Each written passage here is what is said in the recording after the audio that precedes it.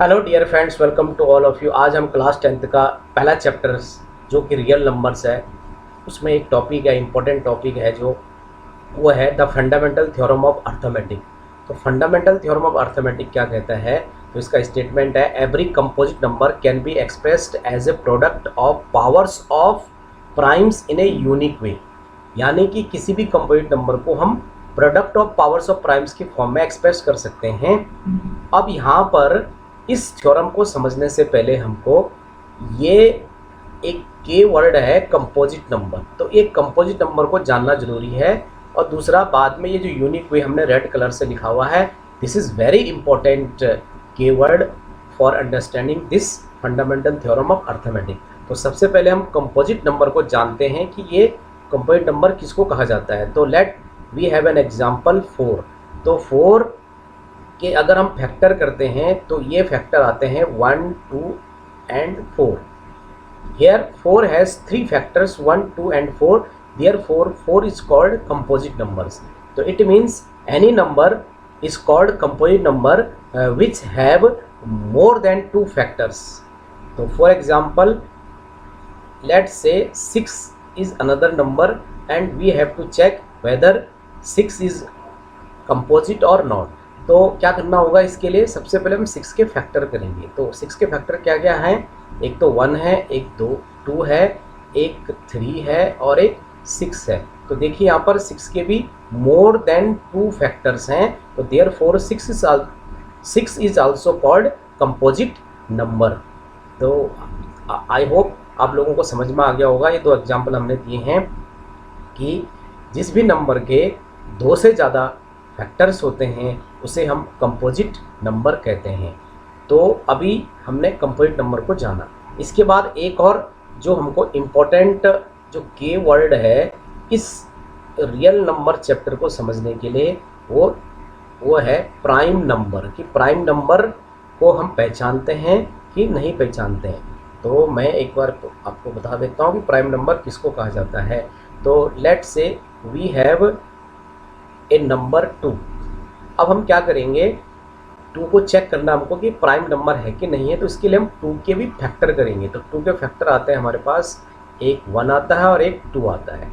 तो इसी तरीके से एक एग्जांपल हो लेते हैं 3। तो 3 के भी 2 फैक्टर आते हैं, एक 1 होता है और एक 3 होता है। तो अब देखिए यहाँ पर जो 2 है इसके केवल 2 फैक्टर दिखाई दे रहे हैं आपको। यहाँ पर एक 1 है और एक 2 है। ऐसे ही 3 के भी 2 फैक्टर है, एक 1 है और एक 3 है। तो ऐसे नंबर जिनके केवल 2 फैक्टर होते हैं, जैसे कि यहाँ पर 2 दिखाई दे रहा है आपको, और जैसे आपको यहाँ पर दिखाई दे रहा है 3 के लिए, 3 के लिए भी 2 फैक्टर ही आ रहे हैं। तो therefore these 2 and 3 are called prime number. तो what is difference between composite number and prime number? Composite number have more than 2 factors and prime number has only 2 factors. Okay, so these are the difference between composite and prime number. तो अब देखिए, अब हमने समझ लिया कि prime number किसको कहा जाता है। अब यहाँ पर एक वर्ड आ रखा है इस थ्योरम में, यूनिक वे। तो ये यूनिक वे क्या है इसको समझने का प्रयास करते हैं। तो इस यूनिक वे को जानने का प्रयास करते हैं यहाँ पर। तो अब इस यूनिक वे को जानने का प्रयास करते हैं। सबसे पहले हम एक एग्जांपल लेते हैं 50, और 50 के हम प्राइम फैक्टर करेंगे। तो 50 के प्राइम फैक्टर जो होते हैं वो क्या होंगे? 2 × 5 × 5। तो ये इसके प्राइम फैक्टर हो गए। यानी कि हमने 50 को प्राइम फैक्टर्स की फॉर्म में रिप्रेजेंट कर दिया है। तो हम 50 को ऐसा भी लिख सकते, भी प्राइम फैक्टर की फॉर्म में ऐसा भी रिप्रेजेंट कर सकते हैं, 5 × 5 × 2। अब हम 50 को ऐसा भी रिप्रेजेंट कर सकते हैं प्राइम फैक्टर की फॉर्म में, 5 × 2 × 5।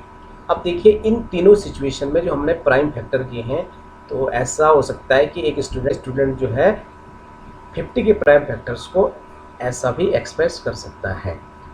अब तीनों में प्राइम फैक्टर्स तो सेम है, लेकिन जो है इसको एक्सप्रेस करने का सब तीनों स्टूडेंट का अपना अपना तरीका है। तो यहाँ पर हमको ध्यान देने वाली क्या बात है, यहाँ पर जो हमको ये जो यूनिक वे है इसको समझने का अब हम कोशिश करेंगे with the help of these 3 examples given in this question. तो देखिए यहाँ पर ये जो पहला वे है इसमें क्या करा हमने कि ये जो प्राइम फैक्टर हैं इनको हमने असेंडिंग ऑर्डर में रखा हुआ है, और यानी कि हमने किसका ध्यान रखा है, एक प्रॉपर ऑर्डर का ध्यान रखा है यहाँ पर, कि हमने यहाँ पर जो है 50 के जब प्राइम फैक्टर लिखे हैं उस समय हमने असेंडिंग ऑर्डर का ध्यान रखा है, यानी कि पहले 2 से बड़ा क्या होता है 5, और 5 बड़ा होता है इसलिए इसको 2 के बाद लिखा है। और दूसरे और तीसरे एग्जाम्पल में हमने 50 के फैक्टर्स तो सेम है, लेकिन यहाँ पर जब हमने इनको एक्सप्रेस किया है तो यहाँ पर हमने असेंडिंग ऑर्डर का ध्यान नहीं रखा है। तो ये जो पहला वाला तरीका है हमारा, तो ये तरीका हमारा अब हर क्वेश्चन में जब भी हमसे आगे प्राइम फैक्टर करने के लिए पूछा जाएगा तो इसका ध्यान रखेंगे हम, कि हमेशा हम क्या करेंगे, किसी भी कंपोजिट नंबर के जब हम प्राइम फैक्टर करेंगे तो हमेशा उन प्राइम फैक्टर्स को असेंडिंग ऑर्डर में रखेंगे, जो फर्स्ट सिचुएशन है उसके अकॉर्डिंग रखेंगे। तो एक और चीज़ यहाँ पर हम इम्पोर्टेंट जो टर्म आ रखा है वो है product of powers of prime. तो अब आप इसके बाद हमको एक और क्या ध्यान रखना है कि हमको जो प्राइम फैक्टर हैं उनको जो है पावर्स की फॉर्म में रिप्रेजेंट करना है। तो ऐसे रिप्रेजेंट करना है, देखिए 2 की पावर कितनी है 1 ऐसा लिखना है आपने, और इंटू 5 की पावर कितनी होगी 2। तो इस तरीके से हम इस किसी भी जो प्राइम नंबर्स में अगर हम किसी भी कंपोजिट नंबर के फैक्टर्स निकालते हैं तो उसको इस तरीके से लिखेंगे, यानी कि product of powers of primes की फॉर्म में लिखेंगे, और यही एक्सप्रेशंस हमारा कहलाता है यूनिक वे। ओके, अब हम एक और एग्जांपल लेते हैं, एक और एग्जांपल लेते हैं 60, और 60 के प्राइम फैक्टर करेंगे।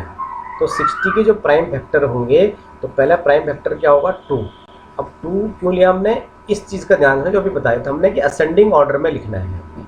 तो 60 के प्राइम फैक्टर क्या होंगे 2 के बाद एक और 2 आएगा, और उसके बाद आएगा 3, और उसके बाद आएगा 5।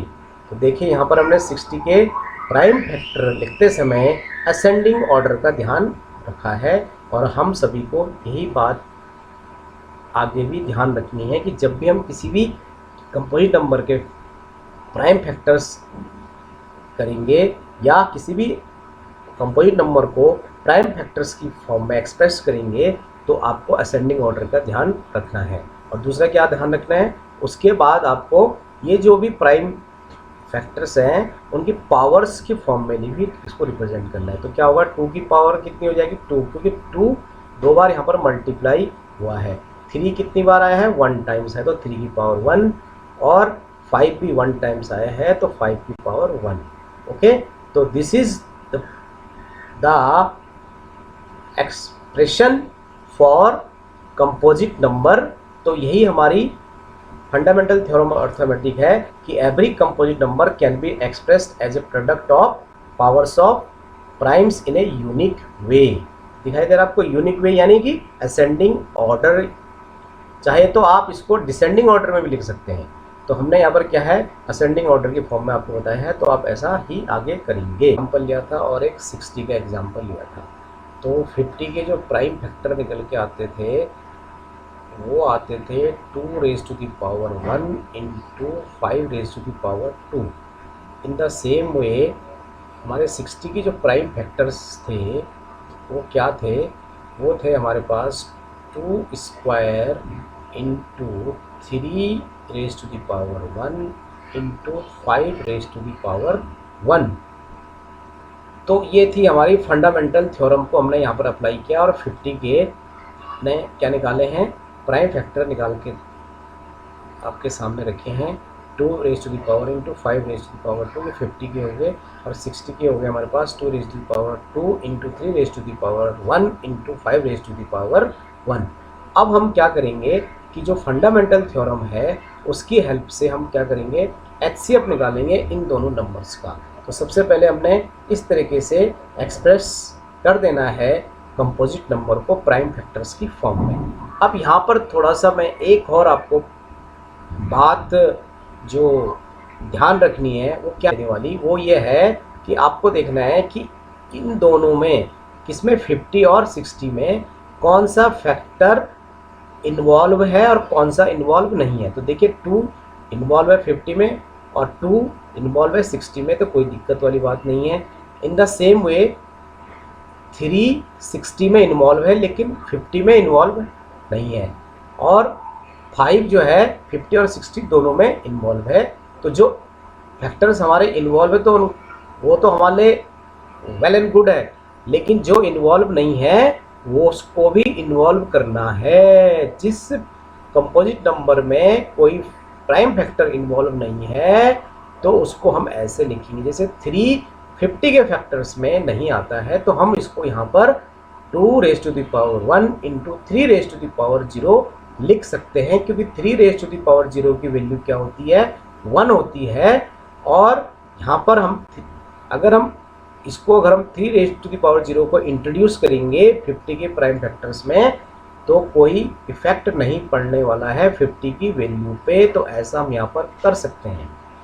तो अब देखिए 60 में जो प्राइम फैक्टर्स है उसमें क्या है, 2 रेज़ टू द पावर 2 है, 3 रेज़ टू द पावर 1 है और 5 रेज़ टू द पावर 1 है।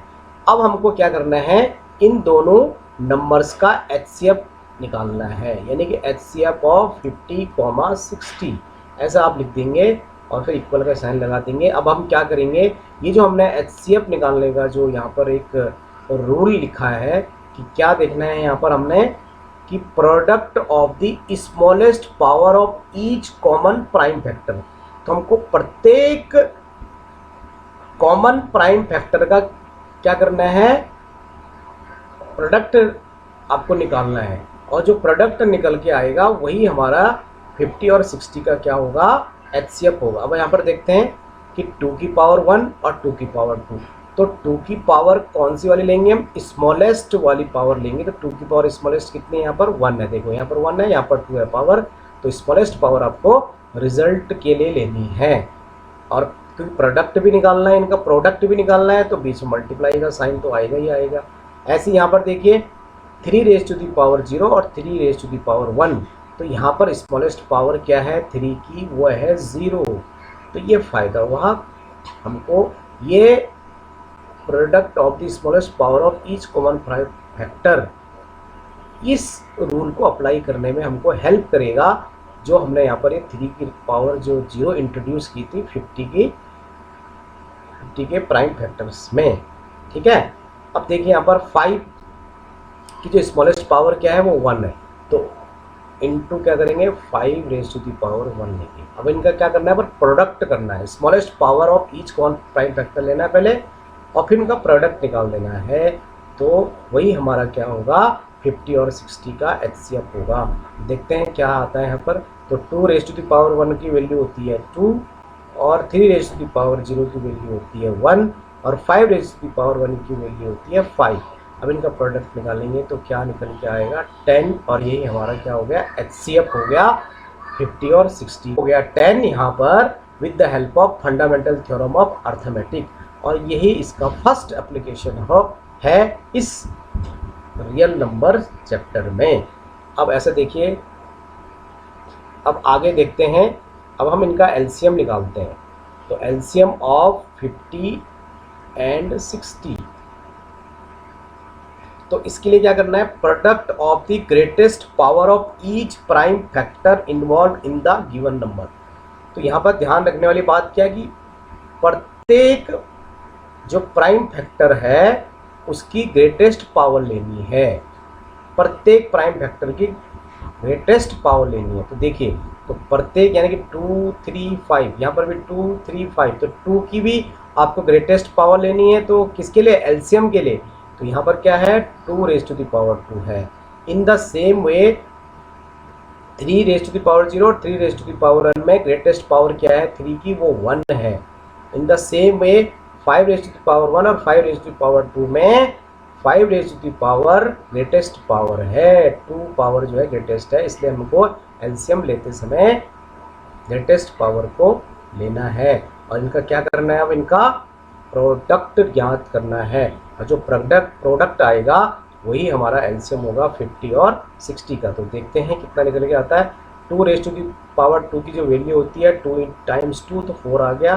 3 रेज टू दी पावर 1 की वैल्यू होती है 3 और 5 रेज टू दी पावर 2 की वैल्यू होती है 25। क्यों होती है? क्योंकि 5 रेज टू दी पावर 2 का मीनिंग हुआ 5 इंटू 5, तो 5 इंटू 5 कितना होगा 25।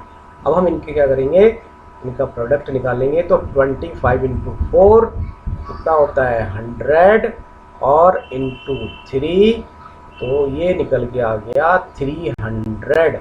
यानी कि हमने अब फंडामेंटल थ्योरम ऑफ अर्थमेटिक से 50 और 60 का भी क्या निकाल दिया है, एलसीएम भी निकाल दिया है। पर हमने अभी क्या किया है कि हमने अभी दो नंबर्स का 50 और 60 का क्या निकाला है, एलसीएम और एचसीएफ निकाला है with the help of fundamental theorem of arithmetic. अब हम क्या करेंगे, दो से ज़्यादा नंबर्स का भी हम क्या कर सकते हैं, एचसीएफ और एलसीएम निकाल सकते हैं with the help of fundamental theorem of arithmetic. तो करते हैं, देखते हैं कैसे निकालते हैं। अब देखिए हम क्या करेंगे कि मोर देन 2 नंबर्स का फंडामेंटल थ्योरम ऑफ अर्थमेटिक की हेल्प से क्या करेंगे, एचसीएफ और एलसीएम निकालेंगे। तो देखिए यहाँ पर हमने तीन नंबर्स लिए हैं, 20, 35 और 40 और इनके हमने सामने फंडामेंटल थ्योरम का यूज़ करके क्या करा है, प्राइम फैक्टर्स के फॉर्म में इनको एक्सप्रेस किया है। देखिए इस तरीके से एक्सप्रेस किया है। लेकिन यहाँ पर हमने ध्यान रखना है कि आपको देखना है कि 2 यहाँ पर स्मॉलेस्ट है और सबसे बड़ा जो है हमारा यहाँ पर क्या है 7 है। तो हमको प्रत्येक 2 से स्टार्ट करते हुए और 7 तक जितने भी प्राइम नंबर्स होते हैं वो सारे प्राइम नंबर्स हमको इंट्रोड्यूस करने हैं प्रत्येक कंपोजिट नंबर में। तो इससे हमको क्या होगा, ये जो एचसीएफ और एलसीएम के जो हमने यहाँ पर जो रूल लिखे हुए हैं इनको अप्लाई करने में क्या होगा, आसानी होगी। तो देखिए सबसे पहले 2 की पावर 2 तो सही है, यहाँ पर क्या नहीं आ रखा है, सबसे छोटा इस 2 है और सबसे बड़ा क्या है 7 है। तो हम 2 और 7 से 2 और 7 को तो इनपुट करेंगे, साथ में 2 और 7 के बीच में जितने भी प्राइम नंबर्स हैं वो उनको भी हम इन्वॉल्व करेंगे प्रत्येक कंपोजिट नंबर के प्राइम फैक्टर्स में। तो देखिए यहाँ पर 2 की पावर 2 ठीक है, तो यहाँ पर 3 नहीं है, तो क्या करेंगे 3 रेज टू दी पावर 0 लिख सकते हैं क्योंकि 1 होता है 3 रेज टू दी पावर 0 की वैल्यू, तो इससे 20 की वैल्यू में कोई इफेक्ट नहीं होने वाला है। Into 5 raise to the power 1, ये तो यहाँ पर था ही, 5 की पावर क्या है यहाँ पर 1 है, कुछ नहीं है तो 1 होती है। 5 raise to the power 1 means 5 और 7 इन्वॉल्वमेंट नहीं था यहाँ पर 7 का 20 में, तो हम लिखते हैं इसको 7 रेज टू दी पावर 0। ठीक है, ओके। इन द सेम वे 35 में देखो यहाँ पर फैक्टर्स जो प्राइम फैक्टर है वो 5 से स्टार्ट हो रहा है, तो यहाँ पर 2 नहीं है, तो 2 रेज टू दी पावर क्या लिखनी पड़ेगी हमको 0 और 3 into 3 raise to the power 0 लिखनी पड़ेगी क्योंकि यहाँ पर 2 और 3 प्राइम फैक्टर्स नहीं हैं। ठीक है ना, तो इसलिए हम 2 रेज टू पावर 0 और 3 रेज टू दी पावर 0 आप यहाँ पर इंट्रोड्यूस कर सकते हैं, कोई दिक्कत नहीं है क्योंकि दोनों की वैल्यू 1 होती है। जब मल्टीप्लाई करेंगे तो 1 आएगा और 1 के मल्टीप्लाई 5 इंटू 7 से करेंगे तो 5 इंटू 7 रहेगा और 5 इंटू 7 कितना होता है 35 होता है। तो आप ऐसा कर सकते हैं, कोई दिक्कत वाली बात नहीं है। ऐसे ही 5 है यहाँ पर, उसकी पावर कितनी है 1 है, 7 भी है 35 के प्राइम फैक्टर में यस है, तो इसको 7 की पावर 1 यहाँ पर हम लिख देंगे। अब ऐसे देखिए 40 में क्या हो रहा है 2 raise to the power 3, okay this is good, but here 3 is not, so we have to introduce 3 raised to the power 0 और into 5 तो है तो 5 raised to the power 1 into 7 भी नहीं है यहाँ 40 के उसमें प्राइम फैक्टर्स में, तो हम इसको लिख देंगे 7 raised to the power 0। तो देखिए यहाँ पर हम क्या कर रहे हैं, फंडामेंटल थ्योरम का यूज़ कर रहे हैं। फंडामेंटल थ्योरम क्या बोलता है कि हम प्राइम फैक्टर्स की फॉर्म में एक्सप्रेस कर सकते हैं each and every composite number को। और जो उसका हमने वो जो रेड कलर से जो क्या दिखाया था वहाँ पर एक यूनिक वे जो वर्ड लिखा हुआ था वो वेरी वेरी इंपॉर्टेंट है। यूनिक वे का मतलब आपको क्या करना है, इसको असेंडिंग ऑर्डर में रखना है। चाहे तो आप यहाँ पर डिसेंडिंग ऑर्डर में भी रख सकते हैं, ठीक है, कोई दिक्कत वाली बात नहीं है। तो हम सभी को क्या कर रहे हैं, असेंडिंग ऑर्डर में रख करके क्या कर रहे हैं, इनका एचसीएफ और एलसीएम निकालने का प्रयास कर रहे हैं। अब क्या करना है, अब हमको ये रूल अप्लाई करना है। जब हमने इसको ऐसे एक्सप्रेस कर दिया है, देखिए इंपॉर्टेंट ये स्टेप है यहाँ पर, इसका ध्यान रखेंगे आप सभी लोग। तो हमको क्या करना है, अब एचसीएफ निकालना है। तो एचसीएफ ऑफ ऐसे लिखेंगे, एचसीएफ ऑफ 20 एंड 35 एंड 40। और अब हमको वही ध्यान रखना है जो यहाँ पर एचसीएफ ने लिखा हुआ है कि क्या लिखा हुआ है, प्रोडक्ट। किसका प्रोडक्ट लेना है, smallest power of each common prime factor का। अब ईच प्राइम फैक्टर, तो सबसे स्मॉलेस्ट यहाँ पर क्या दिखा है, 2, तो 2 है हमको 20, 35, 40 में हमको क्या करना है, जो उनके प्राइम फैक्टर्स हैं उनमें प्रत्येक प्राइम फैक्टर्स की जो है स्मॉलेस्ट पावर आपको चेक करनी है। तो यहाँ पर देखो 2 की पावर 2 है, यहाँ 2 की पावर 0 है, यहाँ 2 की पावर 3 है। तो स्मॉलेस्ट पावर कितनी दिखाई दे रही है हमको, 2 रेज़ टू द पावर 0। तो ये हमारी काम की चीज़ होगी है फॉर एचसीएफ। ऐसी देखिए 3 raise to the power 0, 3 raise to the power 0, 3 raise to the power 0। तो यहाँ पर हमारी स्मॉलेस्ट पावर क्या होगी, 3 रेज़ टू द पावर 0 ही रहने वाली है। यहाँ पर देखिए 5 raise to the power 1, 5 raise to the power 1, 5 raise to the power 1। तो यहाँ पर स्मॉलेस्ट पावर हमारी 5 रेज़ टू द पावर 1 ही रहने वाली है। यहाँ पर 7 raise to the power 0, 7 raise to the power 1 and 7 raise to the power 0। तो यहाँ पर हमारी जो है smallest power 7 raise to the power 0 रहने वाली है। अब देखिए आगे, अब हम सब इनकी वैल्यूज़ को फाइंड आउट करेंगे और उसके बाद इन सभी वैल्यूज़ को क्या क्या करेंगे, उनका प्रोडक्ट निकालेंगे। और जो प्रोडक्ट होगा वही इन तीनों कंपोजिट नंबर्स का क्या होगा, एचसीएफ होगा।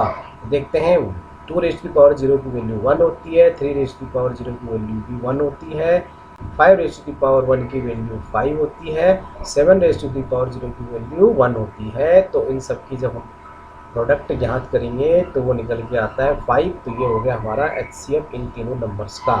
अब देखते हैं इन तीनों नंबर्स का एलसीएम क्या निकल करके आता है।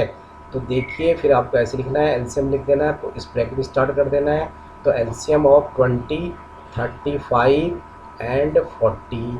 तो बच्चों, तो डियर स्टूडेंट्स, क्या ध्यान रखना है आपने, हमें ध्यान रखना है यहाँ पर greatest power of each prime factor लेना है। ग्रेटेस्ट पावर लेनी है वो हमको, प्रत्येक प्राइम फैक्टर की ग्रेटेस्ट पावर लेनी। तो यहाँ पर प्राइम फैक्टर आपको पता चल गया 2, 3, 5, 7 है।